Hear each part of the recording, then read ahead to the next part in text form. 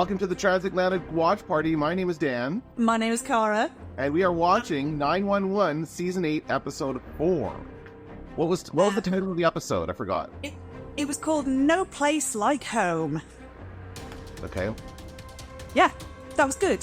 For a first intro, off the top of your head, I think we did quite well. Okay, good. So is the title of this a reference to Wizard of Oz? Is that what this all was? I mean, yes. There's the 911 community has had major discussions about the Wizard of Oz even before the seasons started. There was sort of a feeling about the Wizard of Oz. So maybe. It's interesting, given that there's a big movie coming out that has to do with the Wizard of Oz right now. Do you mean the musical Wicked? Yeah. Which is unbelievably advertising itself as a musical. What do you mean?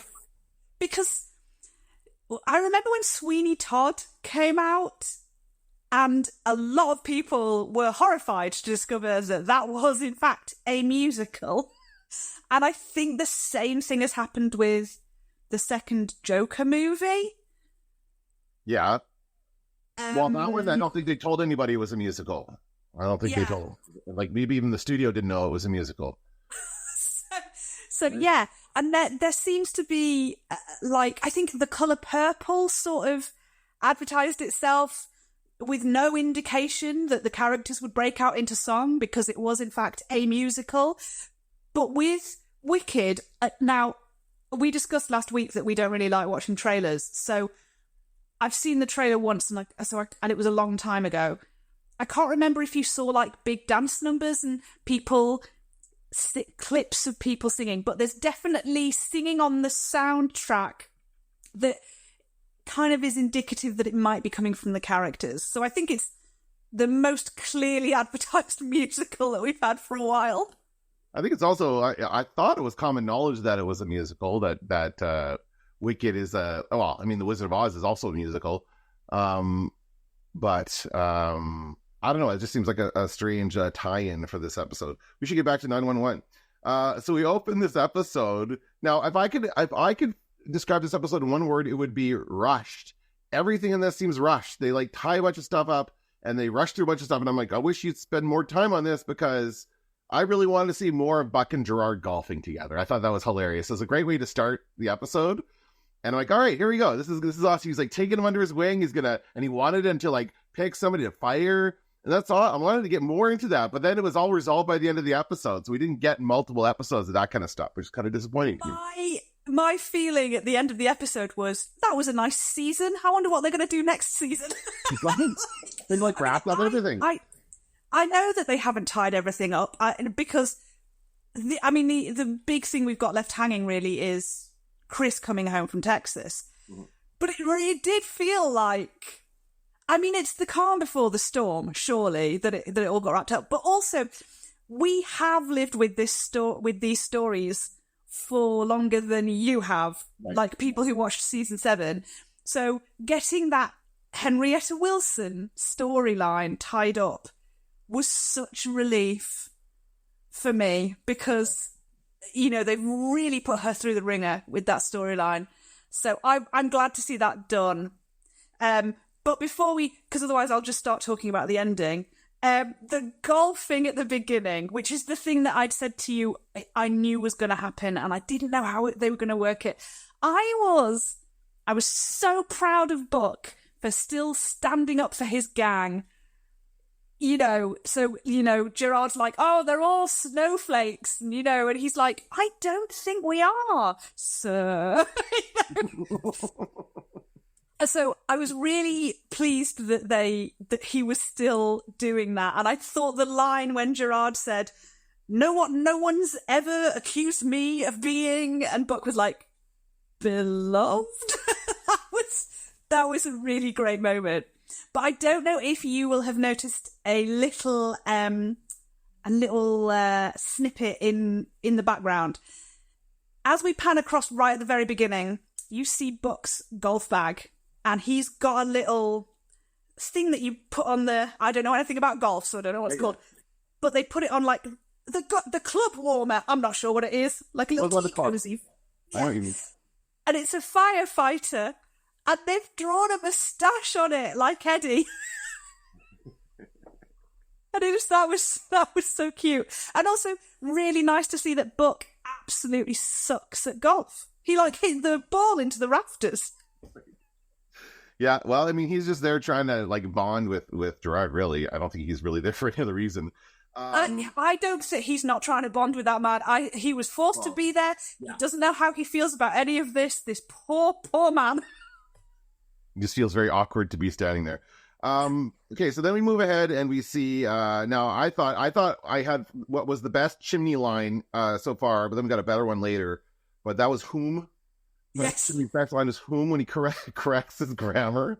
And he says, I said, who? He said it again. And then we find out, we find out that they are going to be testing a body cam program. So the firefighters are going to start wearing body cams, which seems weird, that firefighters would wear them. So I wrote down, why would they wear body cams? And then I wrote down, because plot. Because I thought, what you said, the reason they would body cams is because they need to have that moment later on. I didn't even know that was coming. But anyway, go ahead. Well, yes and no. Because this feeds back into the Henrietta Wilson storyline. So I told you previously, in season 7, Henrietta Wilson came across a drunk driver who refused treatment. He then succumbed to his injuries, and his mum has been after Hen ever since. What's interesting about this woman now running for mayor and starting this thing of, they need to wear their body cams whenever they are, and I think the word they used was interfacing with the public, which makes them sound like robots. If that had been in place when Henrietta was dealing with this woman's son, it would have immediately proved to everyone that Hen was in the right. Right, okay. Yeah, okay, I get you. So there is a reason for that isn't just so that we got the gotcha at the end, although that was perfect. Yeah, and I mean, not to skip ahead, but like during that whole moment, there's only one place in that I'm looking at Gerard, and like that thing on his chest right there is turned on and he's recording you. Yeah, I honestly thought she was going to figure it out, but she didn't. Yeah, she is a stupid woman. There was a line, if we're going by good lines on the show, there was a line in the scene before going into the firehouse and Gerard doing his usual lineup, where Bobby and Athena were looking around a house. And Bobby said, but what about the ADU, which I Googled, and it's like additional dwelling unit or something. And he's like, it's great for your parents. And she went, no. Not so great for adult kids who might be tempted to move back in. Like, not wrong. Yeah, right? She doesn't want those kids coming home. But the thing with Gerard doing his lineup, did you notice that there was still like loads of people milling about in the background? Why isn't everyone in that lineup? I don't get it. No. I thought he was in charge of the entire. I wasn't sure if there was other people working at the fire hall that aren't part of the 118, that like admin staff or something like that. But yeah, there were a lot of extras walking around in the background just as he's like reaming out everybody. Yeah, it seemed weird to me. Yeah, don't get that at all. Okay, so then we go on to the next call. Yeah. Oh, the first call of the show, which is a football game, and it's involving a cheerleader. And so I'm watching this all play out, and it is kind of teased in the description of the episode. It was actually kind of teased as far as what was going to happen. But my note here was, like, we're seeing the guy, they're building up, the guy's running, the football player's running, this guy's doing flips. I'm like, you don't cheer during the game, during the play. When the play is on, you stop. You stop cheering and you watch. Everybody watches. Then when the play stops, then you cheer to distract the fans because it's otherwise boring. That's what the cheerleaders are there for. And you should not have been flipping around during the play, right? Was the issue. I mean, I did not know that. I was mainly like, I think this is the first football game on TV, like in a drama, that I've ever seen sort of played in the daylight. Because it's usually like Friday Night Lights, you know? Yeah, that's true. They like doing that at night. And yeah, it happens in the daytime all the time. But I just thought it was interesting that I guess they had to figure out a way. Like, I think so. Let me ask you this: do they like look up unusual injuries and then like incorporate that into the show? Do you think like? Probably. I mean, this is a real injury that happened to somebody, right? This whole thing was this kid's getting turned around like this. Yeah, I mean, like, because Eddie called it a specific thing. Yeah. So you'd think that it's a thing that could exist, but again, medical accuracy isn't always top of the list of priorities in this kind of show. But I mean, they definitely take things from real life that have happened. But I'm sure before a season starts, they're just flipping through medical textbooks going, whoa, what can we do? That's right. And so they're like, okay, let's do this thing where this kid's going to get turned around, like literally ass backwards, as they describe it. Like his ass is like in front. And so I don't remember how they described it, but it was a specific thing. And yeah, Eddie knew what it was because he's been. I like that he's been he's been a medic in the military, and he brings that experience. That's super cool. So it's super tense because they have to figure out how to get him onto the stretcher and not move him, and they got to figure out if he's still can move his hands and feel his legs and stuff like that. And then they have to do something in the ambulance as they're going to the hospital. Like they have to, I don't remember what it is, to stick a needle in him, and if he misses, then he dies, and it's very intense for a few seconds. But my question here. Oh yeah. No, go ahead. I was just going to say, is the goal always like just to get them to the hospital and then they're okay? Like we don't, as soon as they get to the hospital, they're usually fine. No, not always.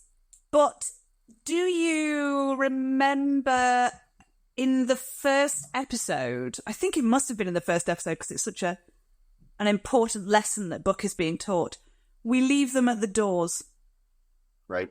So whether they're fixed or not, we hand them over to the staff. We do not follow. We never know what's happened to them. So they don't always hand over a patient knowing that things are going to be fine. But obviously, because of the kind of drama that it is, you'll either you won't really never find out about them. They'll either turn up at the house and say thank you, or, because the viewer would be left disappointed. Right. And clearly they have to find a reason for Eddie to follow up because it has to do with this kid and his dad, and Eddie's having these issues with his son. So he's all into it, which makes sense. But my question is, how did they fix him? How did they fix him? Did they just turn him around again and set the bones or what? Because he just I wanted to see the surgery when they figured out how to get him set straight. That was weird. Yeah. I mean, Eddie said it was something to do with an open pelvic fracture. Mm-hmm. And he called it a buck fracture. Now, I don't know whether that means that because you can split this, you can break the spine of a buck so it lays flat like that. I don't know what any of that means. So yeah, that would have been, if you had is it Station 19, I think, that's a tie-in with Grey's Anatomy. If they then had a medical drama and we could follow up this kid, see how they fix it. That would be fascinating. But my points about those scenes was when the 911 call goes in and the person says, this kid is ass backwards. That is very 911. People will always be ringing 911 in this show and saying the most convoluted one-liner, which does not help your 911 dispatcher at all.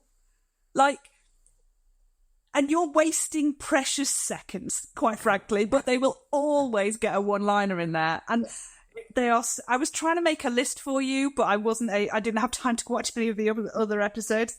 The other thing, yes, I didn't know if you knew that Eddie was an army medic, so it's nice that they sort of remind new audience members of that. When they had to put the balloon into his artery, that's what they were doing. They were opening up the artery.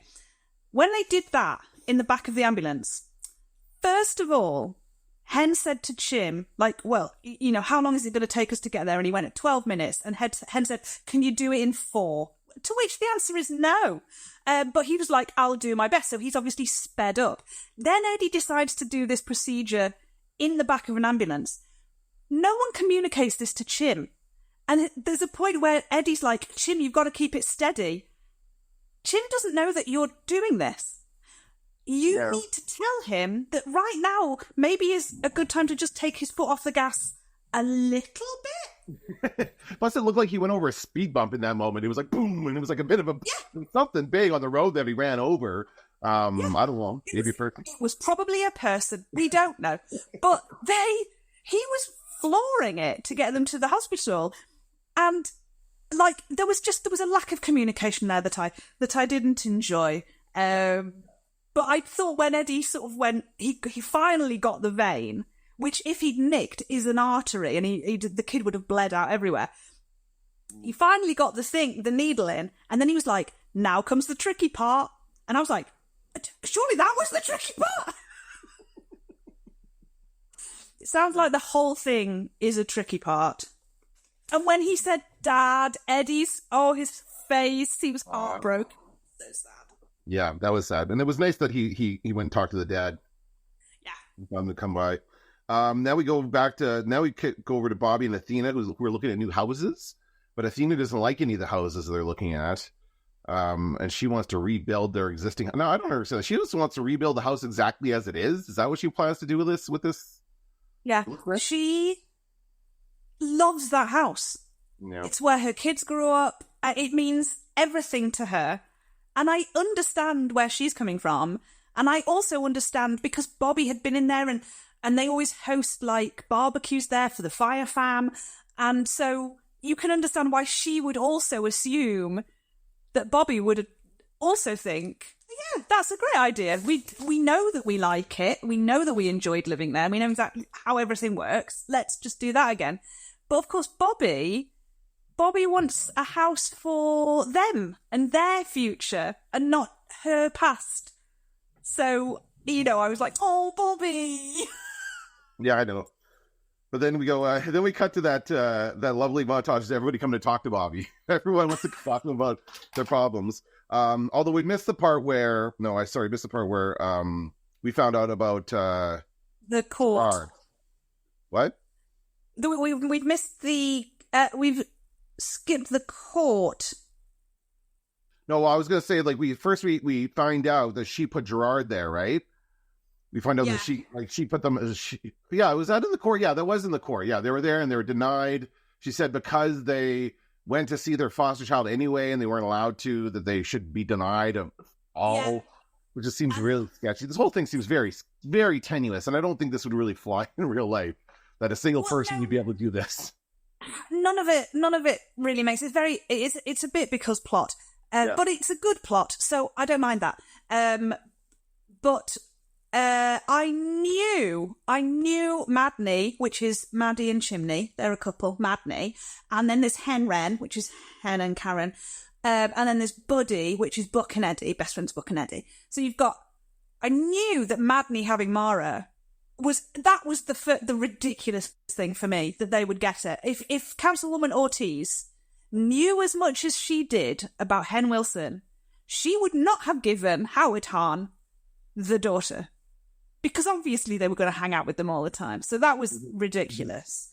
But then later when Hen goes to see Ortiz, is that when she says about Gerard, I put Gerard back? Yeah, she tells her that she put Gerard there on purpose, but to mess you up. And then so Hen goes to tell Bobby that.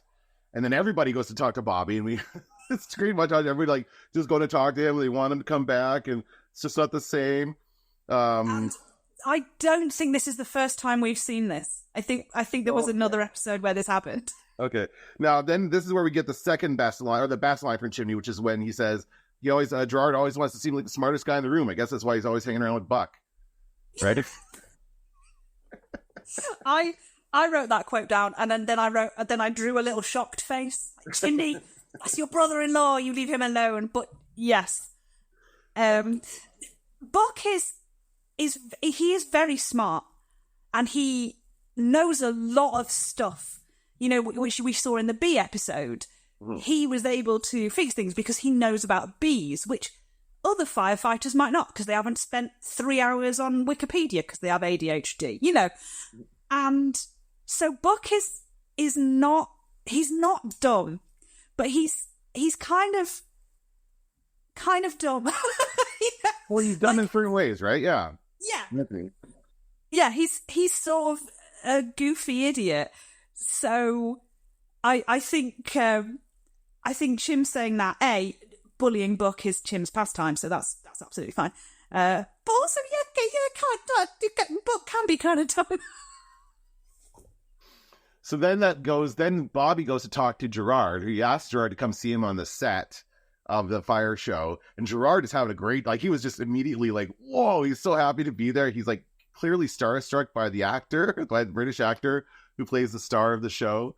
And so very clearly they're like, well, these guys should switch places. Like, this is where this is going. Like, he's obviously, he wants to yell at these movie stars. He's going to love doing that. And Bobby wants to be back with the 118, so they're going to end up switching, right? But I thought it was going to be way drawn out way more. Like, I thought they were going to spend a couple episodes with that instead of having it right at the end of the episode, you know? Yeah, it's weird because tying up the Ortiz thing also means that we have to tie up the Gerard thing because they're interconnected. Mm. But I could have had more Gerard, but I'm glad that the Ortiz thing is over. Yeah. But I did say in, I think, episode 2, when Brad's like, oh, we could go up in the mountains and you could berate us. And like Bobby's like, yeah, I love berating people. I said to you, Gerard should have that job. Mm-hmm. Though I'm going to say, I called this. Mm-hmm. I was so pleased to see where this was going. But can I just go back to the chatting with Bobby bits? Because there were 2 other great moments where he was like, Chris isn't talking to me, and Bobby was like, is it the... And he points at his moustache, and he's like, you don't like it? Poor little heartbroken Eddie in this episode. But also when Buck said, he calls me his little buddy and touches me. Not like that. Yeah, that whole scene was great. Well, that one was such a great line. Sorry, I also, going back even further, there was one point where Jennifer Love Hewitt, I forget her name, answered the phone, 911, what's your emergency or whatever? What's your emergency? She doesn't answer the phone. There's no way she answers the phone like that. That is not funny. Oh, I thought it was hilarious because Hen was ringing her. Yeah, okay, she knew it was her, right? But she like she jokingly answers the phone that way. I think if you're a dispatcher and you are best friends with firefighters, I think that's quite a good little in-joke. Do you know what I mean? Well, fun. I'll give you that. It was funny. Made me laugh. That's the way I would do that if I was an operator. Yeah. I mean, also, slightly different, back in the days when we didn't have mobile phones and you didn't know who was calling, but my mum worked at the local surgery and sometimes she would forget where she was and she'd answer the house phone. Hello, Danebridge Medical Centre, and people would be very confused. So, Maddie was obviously making a joke, but the other thing that Bobby said to Buck in that confessionals scene was, you can't quit because your captain likes you. You can if it's Gerard. I don't want that captain to like me. Yeah, that was good. Okay, then we move on to another emergency. This time it starts with Athena in the ER, and she gets called in because the guy's got all kinds of horrible claw marks. Now, did you guess what kind of animal it was before they revealed to us what kind of animal it was? I knew what it was. Oh, okay. Okay, I didn't. I thought it was like it was either going to be a bear or I thought maybe a crocodile. I couldn't quite make he had claw marks across his chest very clearly. And was like, how's this guy got in his apartment? But he's got a full-grown tiger in his apartment. That was fun. Did you notice it was the same hospital room? It's always that hospital room. Oh, not. Okay. Yeah. Everyone said for hospital room? I guess so. Every single person who has ended up in hospital has ended up in that room. I'll notice that next time. So then they go and they have to take out the tiger. This landlady she's been clawed at. She's bleeding out in the bathroom, and the tiger's trying to get in. So they have to take out the tiger before they can get in to help her. And so they decided to dangle. Why do they dangle Chimney off the roof? Why don't they put him on a ladder? I don't understand why they decided to do that. Well, I mean, if you see what happened when the tiger came up, he was like, I can't see it, and it came up at the window. If he was on a ladder... Oh, yeah, he probably would have fallen, yeah. He'd be a goner. So dangling him from from the roof is probably a better idea. But I was just laughing when the lady was like, when she was banging on the door and going, "Your lady, your rent," and, you know, I was like, "Don't go in there. There's a CGI tiger in there." Yeah, and it was even cuter as a CGI baby tiger. Was so how he got it in there. He got, I feel he ordered it on. You can order it online or something, black market or something, to get a tiger. And also, when he said to Athena, "It was small when I got it." Yeah, but like, this isn't like a pygmy goat. It's not like a pygmy tiger. Do you not know anything about tigers? Where the hell is it? Like, is its litter box huge or what's it? What is? How do you explain that? Anyway, but I love the. So they got him a dart gun. They give Jimmy the dart gun. They dangle him off the top of the roof. They give him has a laser sight with a little sound effect, like little effect. Like, there's no way that thing actually has a sound effect that sounds like that, but they had to like add that in. That was quite funny. And then again, when Eddie said, like, maybe I should do it because he was in the army, and then she was like, like, where did you learn to do that? Yeah. But yeah, then they come on. So then they get her. They save her. Tiger. Yeah, and she's coming out of the bathroom, and they get the tiger, and Hen and Buck break into the apartment, and she looks up and says, "No pets." That is another sort of classic 911, very sort of, the opening of like all the CSIs when they used to like take their sunglasses off and make like a death pun. Yeah. That happens a lot in 911. So we got one-liners on the call coming in, like when they call, he's asked backwards, like that's one. And then at the end of the call, when they finish saving the person's life, there's a one-liner at the end of that the person says. Or maybe it's one of the rescuers that says it too. Somebody says something clever at the end of that sequence. Okay. And so then we go to the scene where Gerard catches the counselor, right? Well, yes, but before that, we have him. Oh, I've got things out of order, maybe but he's on the set with. Well, maybe I went through that earlier. Yeah, so you're right. And he gets all starstruck, and again, we had another "I didn't know you were British" line. That we're going to get loads of those, and we also got when he was like, "Oh my God, you're the star of the show," and he says, "Not so loud. The rest of the cast thinks it's an ensemble," which. I think I told you about the difference between 911 and 911 Lone Star, and that Rob Lowe is very much the centre of 911 Lone Star. Is that a dig? Rob Lowe's character. I don't know. I feel like it's more self-referential to Peter Krause and his. I mean, not that he would be the star of the show. If anybody would be, Angela Bassett would be the number one star. She's the biggest, like, well-known actor. Yeah. I think. Angela Bassett, and she's also a producer. Not that, and by the way, in case I assume you don't know because you said it differently, his name is Krause. Is it? Yeah. Krause? Peter Krause. Oh, yeah.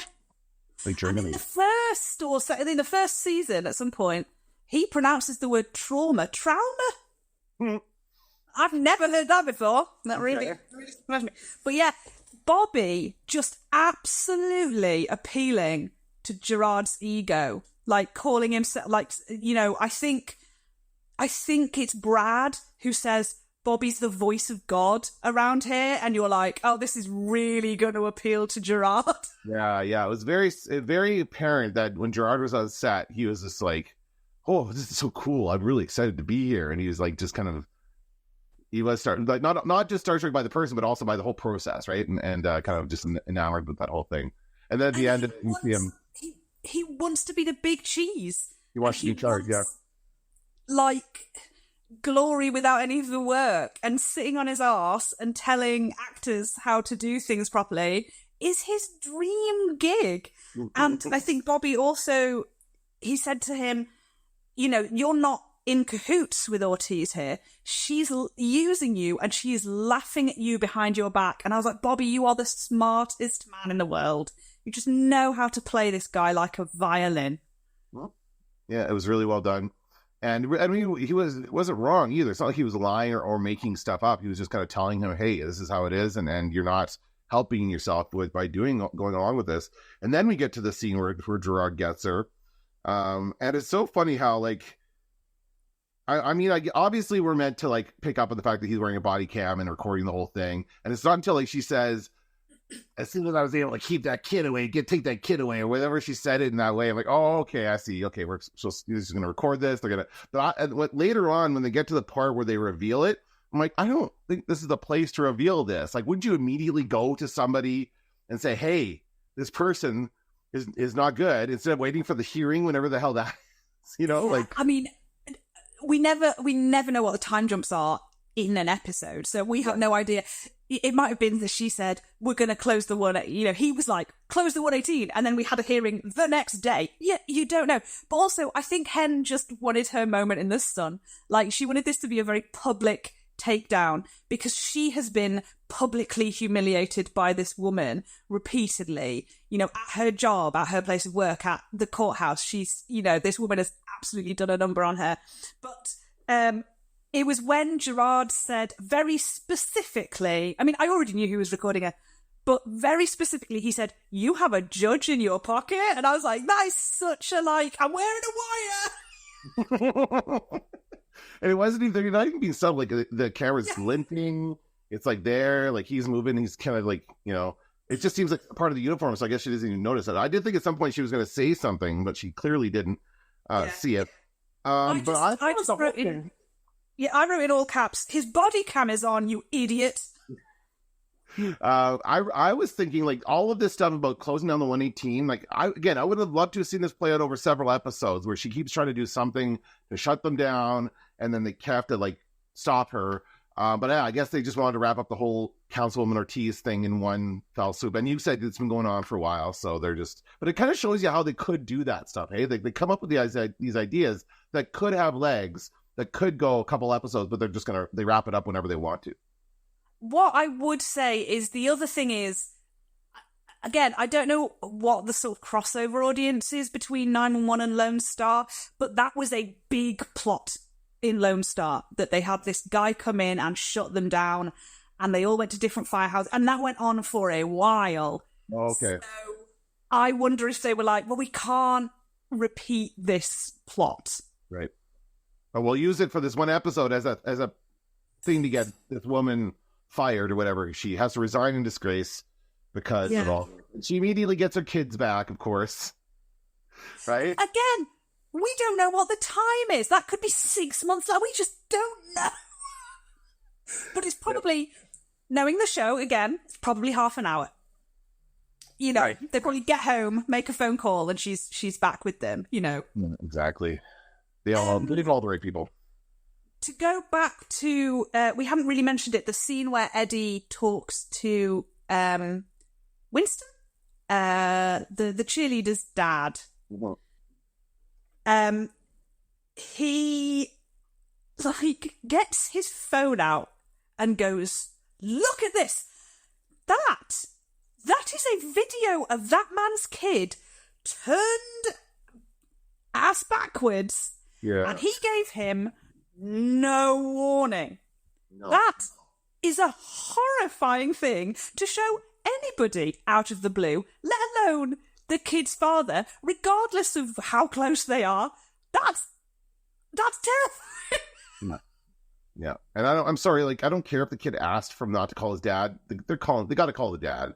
They got to let the dad know, and the mom, that the hospital will call the dad, right? Well, the mom's there. I know, but I guess. So I guess at that point, the hospitals, you know, they can wash their hands of it. They have a responsible adult, and it's up to them, you know, how because they're divorced. So also, they'd have to kind of find out what the custody situation is. So I completely understand, you know, and the mum just being so caught up in looking after her kid, and like, I think this is maybe a time when you let your kid have what they want when they're ass backwards. Could be. Maybe. Could be. Yeah. It's freaky though. That whole sequence freaked me out. And again, I still want to know how they fixed that kid, because I don't know what they did to turn him around. Oh man. Yeah, I can't picture it in my head. And I don't want to. So we've had the takedown of Ortiz. We have Bobby going back to the 118. We have Gerard having his latte brought to him. He is living his best life. We had Brad saying like, oh, we should go up into the mountains or my house. And we should you can berate us. What I'd love is in a few episodes' time, they do that and Gerard takes them up and they have an emergency and the 118 have to go rescue them. That would be great. Yes, that would be an awesome story. I would love that. I certainly want to see more of Gerard. I hope this isn't the last we see of him. Yeah. Right? Because also, I said to you a while ago that this show is kind of very much about redemption. You know, there's a lot of stuff about forgiving people and moving on. But I don't want it to be so easy for Gerard. A pet peeve of mine is just people getting away with stuff. I hate it when people get away with stuff. And he was an awful, awful person. And like I said to you, this series, they've made him much more of a comedy character. And so him sort of being used in the plan and then getting the job of his life kind of annoys me. So if something happens later in the season that sort of brings him back into it and puts him into a mildly dangerous situation, I wouldn't be sad about that. Okay. Yeah, I mean, that's fair. I think that you're right, though. The character should get what's coming to them ultimately, right? And if they're going to exhibit bad behavior, then bad things should happen to them eventually. Yeah. Often you're right. They do a lot of times they'll just decide to redeem a character and just make them likable, and then that's it. And then it's like they've never been bad, right? They've never been a bad. Yeah, and I think again, general audiences, and with this kind of show, people are coming in and out of the show all the time. They don't maybe expect us to have as long memories as we do, but we do. We remember. We make notes. You can. The only thing that concerns me is how Brad attached himself to Bobby, and I was like, this is concerning. And then when Buck took that guy's motorbike and drove away on the freeway, he was like, oh yeah. I'm slightly concerned about Brad becoming obsessed with Gerard. Well, that could happen, right? Yeah. Good. Well, because Gerard personifies the tough fire chief, and he's going to want to imitate that for the show. So yeah.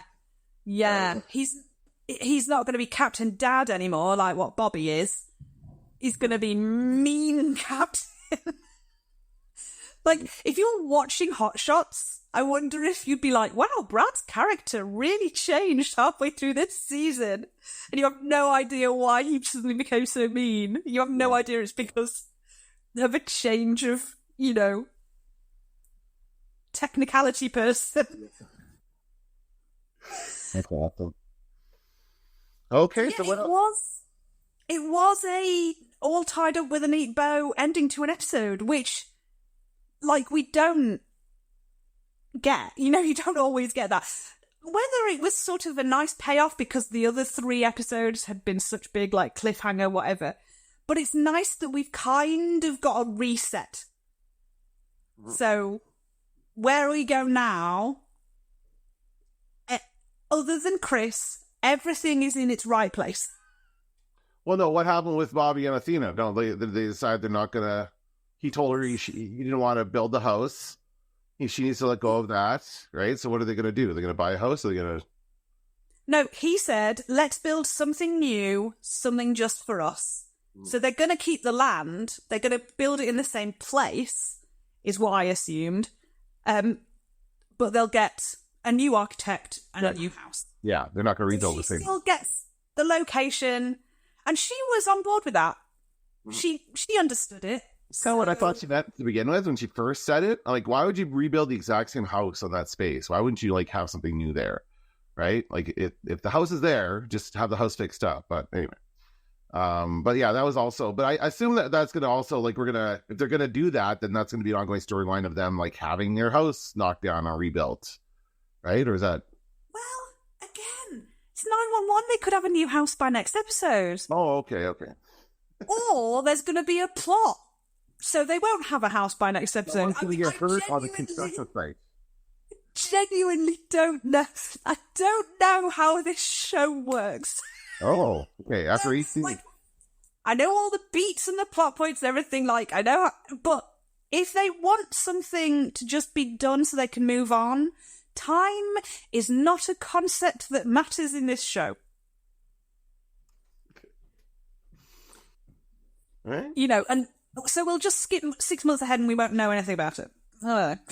Yeah, that's right. And we'll have something completely new. So this means that I'm sure that we will have a few new storylines starting next episode. Or at least one new thing to develop for maybe Chimney or something. I don't know. What's going on with Chimney and Maddie? Well, I mean, yeah, we don't have anything specifically from the past that we know about, obviously, because they always, you know, spring surprises on you. Parents, like Maddie, Buck, first season, never mentioned he had a sister. We didn't know. Mm. And then they were like, oh, Abby's left, so we need a dispatcher, so let's get Jennifer Love Hewitt in, and then what should we do? Well, we can make her Buck's sister. And you're like, yeah, all right then. This sister that he's never mentioned, this is okay. Yeah. And yeah, so there might be something, but something will definitely happen with them during this season. So God only knows what it'll be, because it usually ends up with one of them in the hospital, usually Chimney. And yeah, and then Eddie's got his storyline with Chris. But because they've sort of done a reset, I genuinely don't know. Where is he go? Genuinely don't know where they're going to go now. It's very exciting. Yeah, it's very cool. I'm enjoying it. I think this is it's a fun show. I'm having a lot of fun watching it. It's good dialogue. That's really what the main thing is that they say funny and interesting things. And that keeps you watching, because otherwise, I was just watching Death Becomes Her. Have you seen that movie? I have. I've seen it many times. I haven't seen it for a while, so I was very interested when your video came across my screen and you were like, it's not good. And I was like, oh, I love this film. I'm going to have to watch it again. The dialogue was horrible. I just thought, what the hell are you saying out loud? Like, people don't say words like that. And I just felt like, okay, here's a script. Boom, we got big stars. Let's go. Let's shoot this thing. And they were like, didn't care that they were saying really bad dialogue. It's just, maybe it's my personal opinion, but yeah, I didn't like that movie. Yeah. But dialogue is important. And like I say, I haven't seen it for a long time, but it's something that I know that my mom has enjoyed. So I could always suggest it as a film for us to watch together. And then, you know, and then I could be like, oh no, but never tell her, obviously, if she's still really enjoying it. Awesome. Yeah. So, did you see any of the stuff about next week? Because next week is the Halloween episode. I can tell you that. No, I don't think they show that on Disney Plus. Like, it just ends and it just rolls credits and stuff. I don't get any tease for next week. So, Halloween episode though, that's awesome. I love Halloween episodes. Yeah. Those are always fun. So, and again, we get the Wizard of Oz, because Hen is dressed up as the Tin Man. I think Mara is Dorothy. Denny is the Scarecrow, maybe, and then Karen is the Cowardly Lion. So there's like, oh, and I think that Gian is dressed up as Toto the Duck. Are they trying to tie into Wicked? Are they really trying to do that, do you think?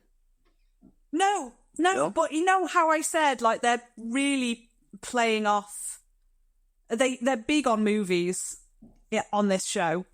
So, I whether it all parallels and stuff, I don't really know. So whether it all ties into something, 3 episodes later, I don't know. But again, we get a reference to The Wizard of Oz. And I think Bobby is dressed up as Dracula, because that's a classic costume. And Eddie appears to be a werewolf. And then I haven't seen what anyone else is. All right. Well, this should be fun. Yeah, Halloween episodes are always fun. Now they're gonna have some sort of Halloween emergency, so it'll be like a kid who had like razor blades in his apple or something like that. Right? Well, one of those things that happens at Halloween, right? They always warn you about. I think that's a bit dark for 911. But also, I would like them to be slightly more responsible than that. Like, that's not a thing that happens. Oh, and no. I would feel like if 911 in their show that like 5 million people watch immediately upon its release, I feel like that would be a spreading of disinformation. It's a common trope. People think that happens all the time, or that people are putting like poison in candy and stuff and handing it out. That's what they always say, to go through your candy, make sure that none of it is homemade. Right? Yeah, and so that's and it's like, yeah, it's a trope, and it's not, it's not a statistically prevalent thing. I don't believe, and so I would be upset if they did something like that. I think it's they tend to be silly emergencies, or like unlikely emergencies, or if it was something like that, they would turn it into something comedy. So, Okay. So I think we'll see some silly Halloween shenanigans. Yeah, it'll be fun.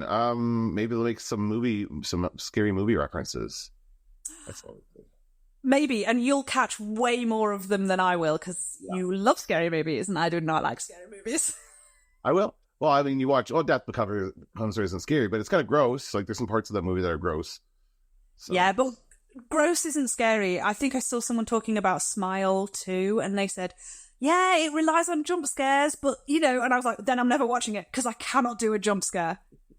I once went on a haunted house ride at one of these travelling fairgrounds, and something came out at me, and I flinched so hard, I did my neck.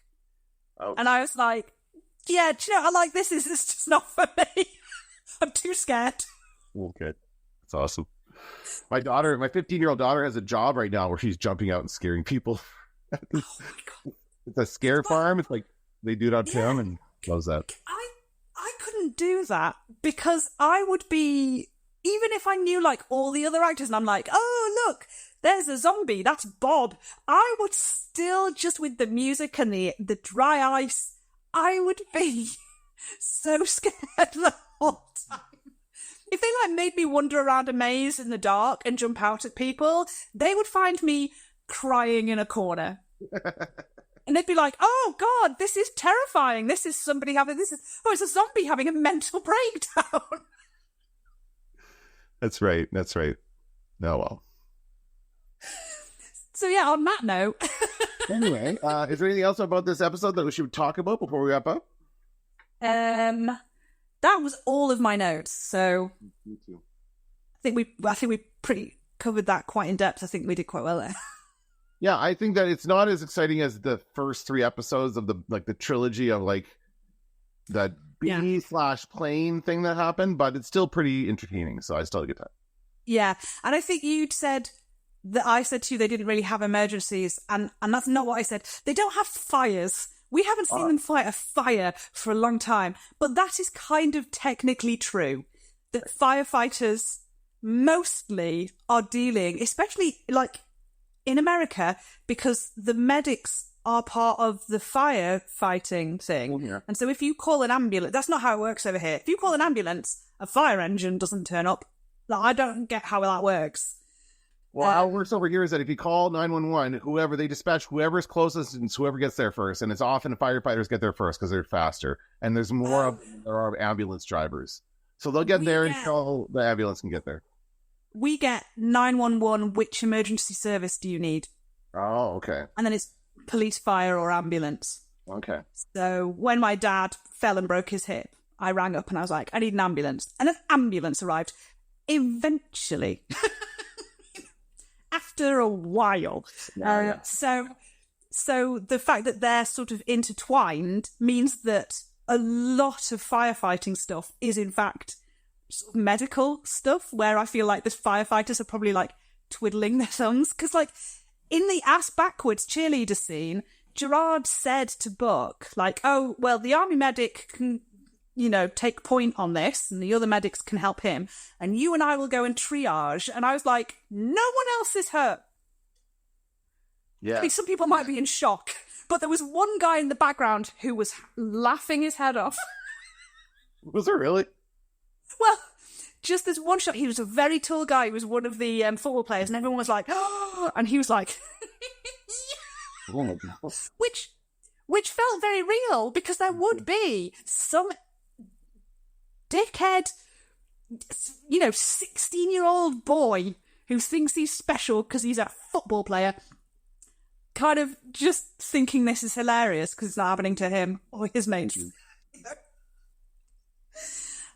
So we've got episode 5, and then we have a break. So that's when you're going to watch the opening of series 3, isn't it? Okay. Well, about that. So, yeah. So I will see you next week. All right. For another TikTok live / podcast. Sounds good. That does it for this episode of Transatlantic. What was it again? Transatlantic Watch Party. Thank you for listening. See you next week. You were the one who came up with the name. I didn't know. Going out of my head. I am going to take another stab at that logo, by the way. I think I can come up with something better than that, than the physical representations of our countries watching. I think it's kind of cute. I kind of like it. But yeah, if you're watching this live and you missed the other lives, then you can find them on Spotify under the Transatlantic Watch Party. That's where you can find us. All right. We'll talk to you next week. Bye, Cara. Bye.